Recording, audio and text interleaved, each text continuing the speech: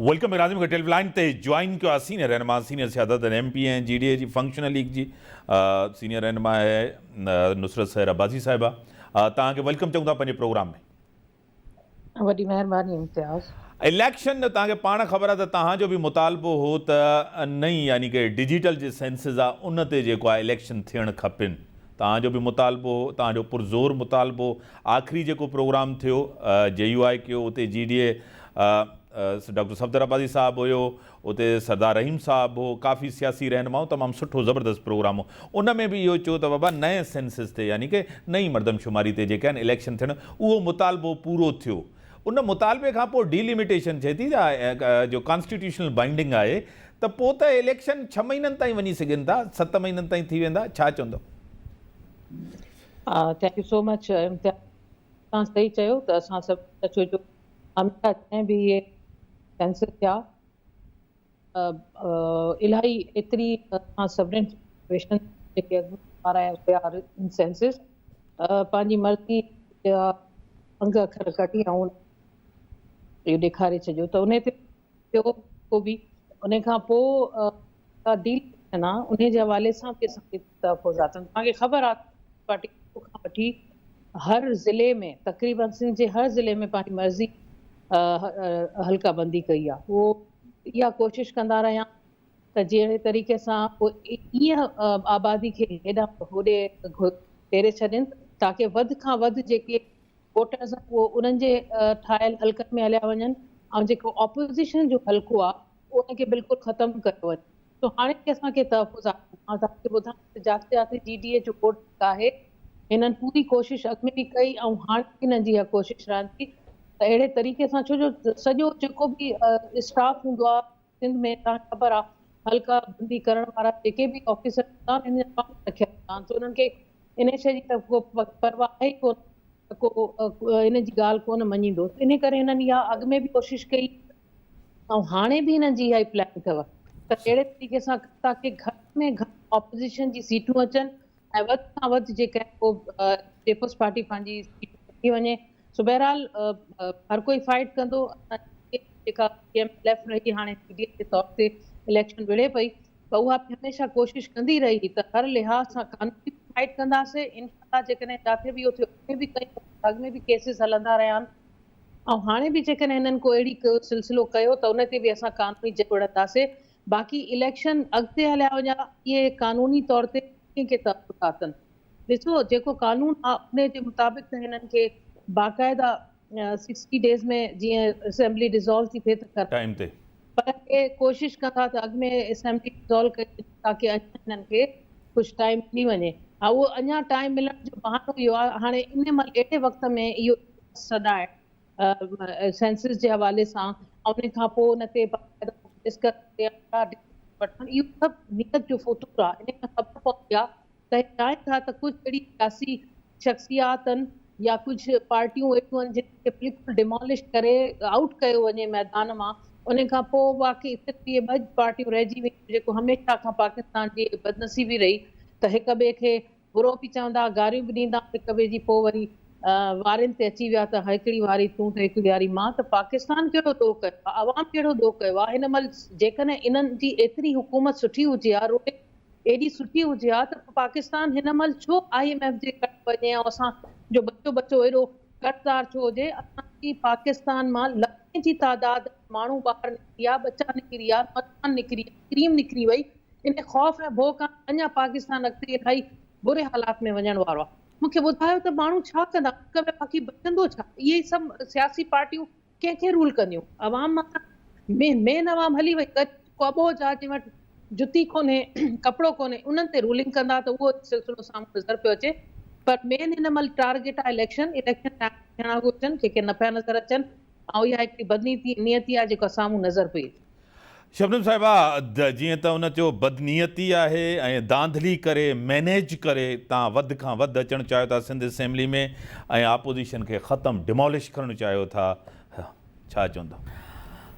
जी अदी चए पई त इहा सरासर मां हिन खे डिसएग्री कयां पई त अहिड़ी का ॻाल्हि कान्हे का। सिंध में या पाकिस्तान में हर जगह ते पीपल्स पार्टी जा वोट आहिनि ऐं असांजी कारकर्दी एतिरी बहितर आहे, असां एतिरा कम कया आहिनि, ख़ासि तौर सिंध में एतिरा असां हर डिपार्टमेंट कम कया आहिनि, हेल्थ में हुजे, एजुकेशन में हुजे, रोड्स में हुजनि, एवरीथिंग हर शइ में असां एतिरा कम कया आहिनि।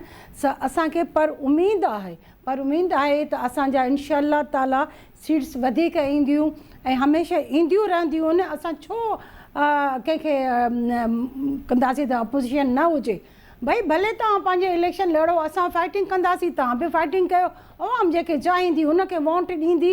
उन सां गॾु कराची में बि असांजी हुकूमत ठही वई आहे, मेयर कराची में, हैदराबाद में, पूरी सिंध असां स्वीप कई आहे।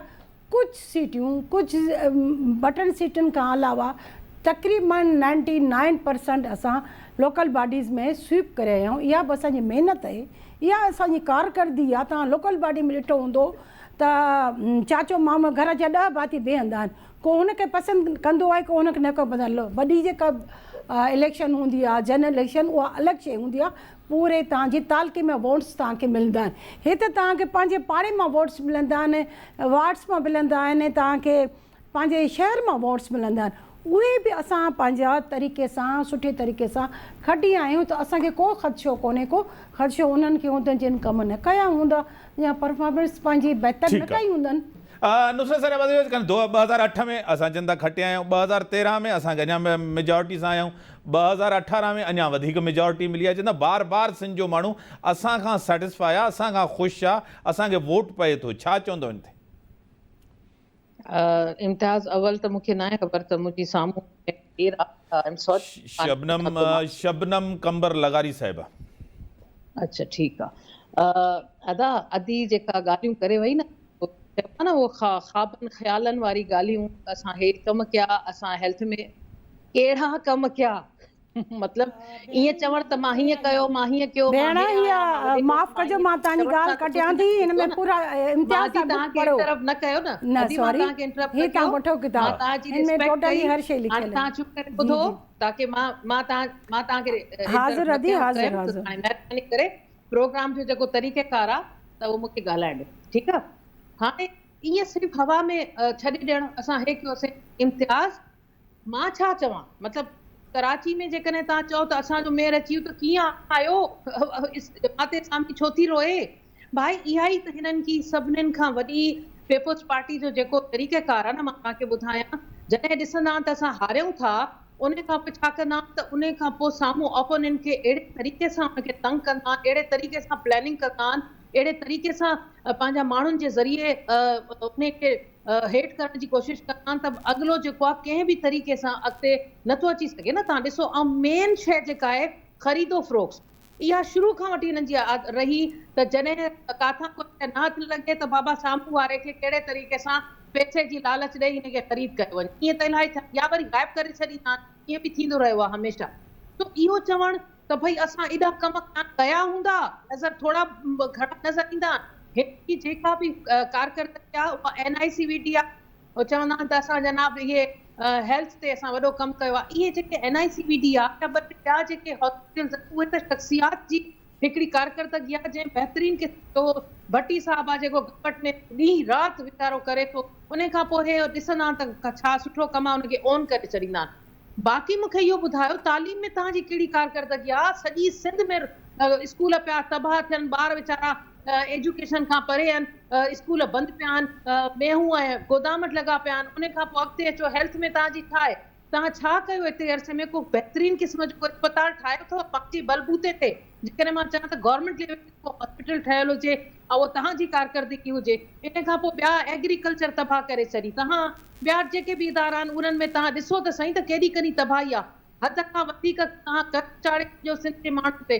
त इहे कारकर्दगी जॾहिं ईअं चवण त अवाम असांखे वोट थी ॾे, अवाम तव्हांखे वोट कोन थी ॾे, तव्हां वोट खसियो था, असांजे हल्के में धमकियूं था ॾियो, उते वञी माण्हुनि खे FIR था दर्ज करायो, माण्हुनि खे एॾी हद ताईं ख़ौफ़ज़दा था कयो त माण्हू वीचारो उतां लॾे थो वञे। मतिलबु एतिरी हद ताईं तव्हां कोशिशि कंदा आहियो। मां गवाह आहियां, मां पाण इलेक्शन कैंपेन में असांजे अॻियां अची बीह रहनि, असांजे अॻियां पुलिस अची बीह रस्ता रोक छॾे ताकी असां पंहिंजे माण्हुनि ताईं न पुॼी सघूं। हल्का तव्हां ईअं ठाहिया आहिनि, इम्तियाज़ हिननि हल्का अहिड़ा थिया आहिनि जो मेलनि पंध ताईं मां असांजे वोटर खे परे थी करे चयो हाणे वोटर कान ईंदो, मूंखे ॿुधायो जेसिताणी वीचारो पुॼे जेसिताणी अची उनजो टाइम वोटिंग जो ख़तम थो थी वञे। तो इहे सॼी तरीक़ेकार इन्हनि पूरे अरसे में इख्तियार कया। इलेक्शन कमीशन इन्हनि जो बाक़ाइदा साथी रहियो, असांजी कंप्लेंट्स खे खणी उछले डस्टबिन में विझंदो रहियो। ठीकु आहे भाउ, इहे सभु सिलसिला रहिया त तव्हां खटींदा आहियो, पर हाणे अलाह जी बि त को लठ आहे न, ईअं थोरी आहे हमेशह तव्हांजी लठ हलंदी, अलाह साईं जी बि लठ वॾी हलंदी आहे। महिरबानी। हलंदी आहे।